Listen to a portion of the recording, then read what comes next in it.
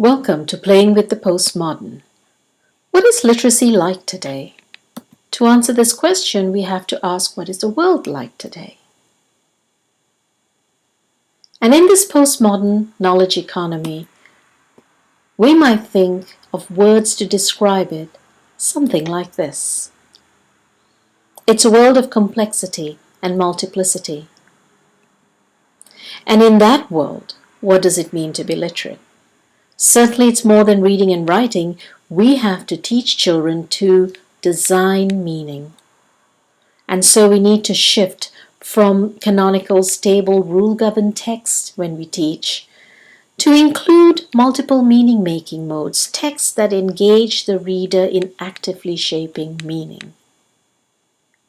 Just look at the skills we need to negotiate meaning and text today.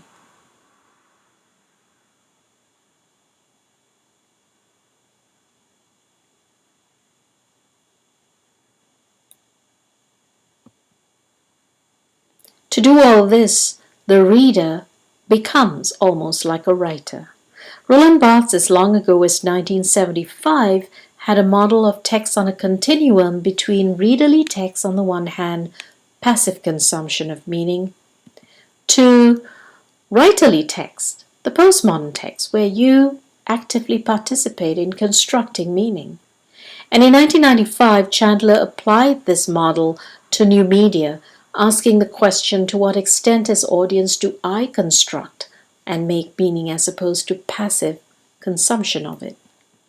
For teachers of literacy in the classroom, this is a very important question, because this is what our students have to learn to do. Interpretation, constructing different points of view and synthesizing them, shaping meaning, designing meaning.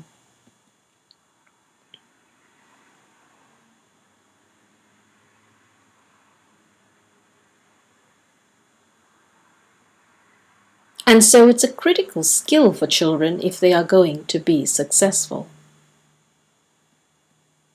And the question we ask ourselves, how do we do this? How do we teach them to be designers of meaning? How do we teach them to have the confidence to shape meaning?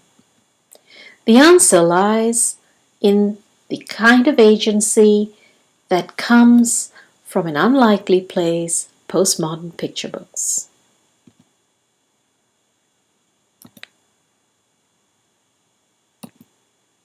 When it all started, it was all about images. Communication involved the images for centuries. And then, of course, the written word took center stage, and we became totally enthralled by words. And images took too long and cost too much in any case. And so words became the mark of the educated, the powerful, and the rich. And images, well, they were just for children, for the illiterate, for those who were not so educated. Thankfully, they just bided their time on the margins, waiting until they could make a comeback. And now they're back. In the postmodern world, the image and word work together in great partnership.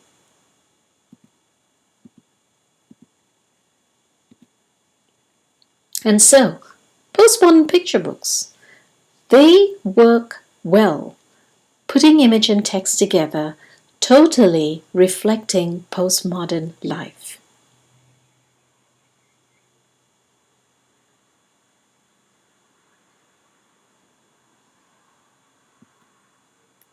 Here's a postmodern picture book, The Stinky Cheese Man and Other Fairly Stupid Tales by John Seska.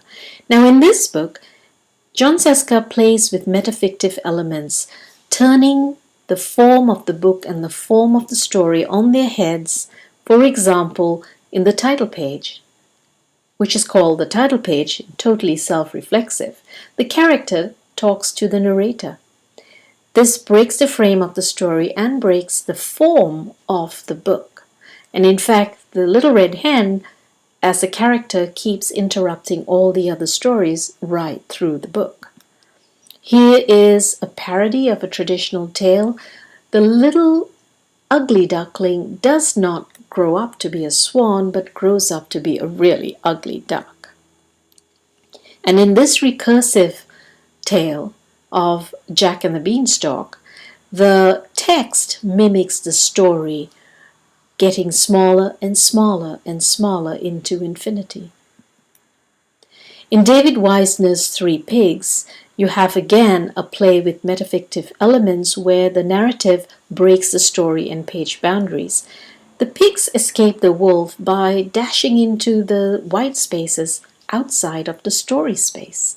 Here they make a paper plane with one of the pages of the book, and off they go. And here the wolf huffs and puffs and blows the house in and eats the pig up, but no, the pigs have escaped into the white space. In Rosie's Walk by Pat Hutchins, the text is the normal, traditional, staid, calm narrative about Rosie going for a walk, but the juxtaposition of the images totally contradicts it.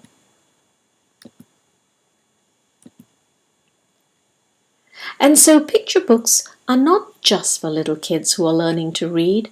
It's a great form of meaning design and immersion into the multiplicity of meanings and the way words and images work together in the postmodern world. Picture books can teach our kids so many skills they need for working with information in the real world. All these skills are there in picture books.